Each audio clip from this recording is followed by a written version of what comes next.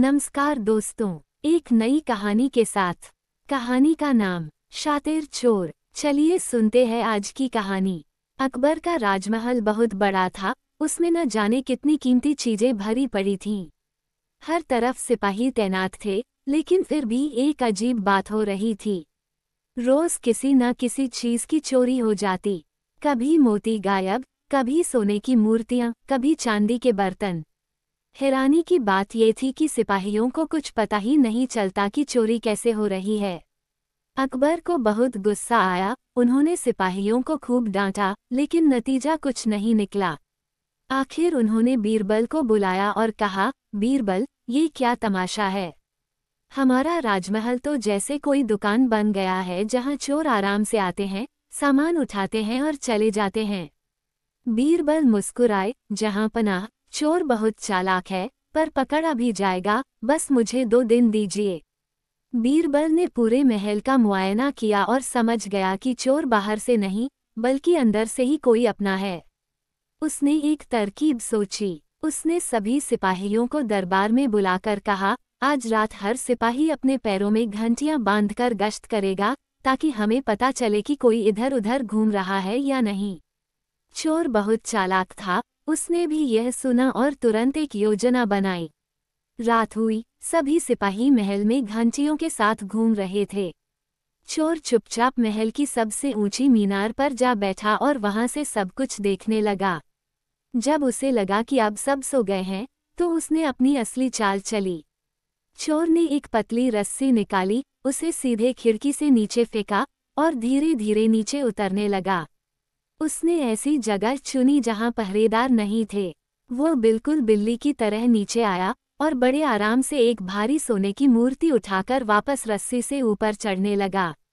लेकिन उसे क्या पता था कि बीरबल ने पहले ही सब देख लिया था। बीरबल ने एक सिपाही से कहा, जाओ, धीरे से राजा के बड़े शाही तोते को छोड़ दो। तोता उड़कर सीधे उस चोर के पास पहुंचा और जोर जोर से बोलने लगा, अरे भाई, नीचे कहाँ से आए? ऊपर कहाँ जा रहे हो? चोरी कर रहे हो, पकड़े जाओगे। चोर घबरा गया। उसने सोचा कि कोई सिपाही बोल रहा है। उसने जल्दी से मूर्ति छोड़ दी और रस्सी से ऊपर भागा। लेकिन तब तक बीरबल और उसके सिपाही छत पर पहुंच चुके थे। चोर जैसे ही ऊपर पहुंचा, बीरबल ने उसके ऊपर एक बड़ा जाल फेंक दिया और सिपाही झपटकर उसे पकड़ने लगे। चोर बहुत चतुर था। वह बोला, अरे भाई, मुझे जाने दो, मैं तो बस सपने में टहल रहा था। बीरबल हंस पड़े, वाह, सपने में चोर भी बन गए। तुम तो बहुत बड़े कलाकार हो। चलो, राजा के सामने चलते हैं। अगले दिन अकबर के सामने चोर को पेश किया गया। अकबर गुस्से से बोले, बोलो, कैसे करते थे चोरी? चोर बोला, जहां पनाह, मैं तो बस महल की सफाई करने आता था, पर चमक दमक देखकर मन नहीं मानता था, सो थोड़ा थोड़ा उठा लेता था। बीरबल हंस पड़े, तो इसका मतलब तुमने महल को अपना खुद का गोदाम बना लिया था। अकबर को बहुत गुस्सा आया। बीरबल, इसे सख्त सजा दो।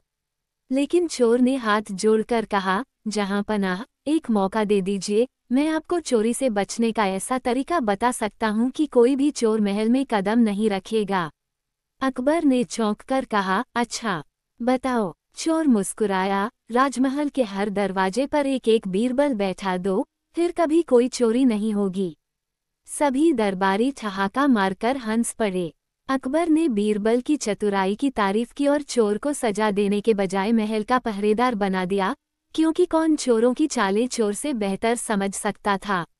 ऐसी और कहानियों के लिए आप हमारे चैनल पर विजिट कर सकते हैं। लाइक और शेयर करना ना भूलें दोस्तों। धन्यवाद। आपके अच्छे भविष्य की कामना करता हूँ।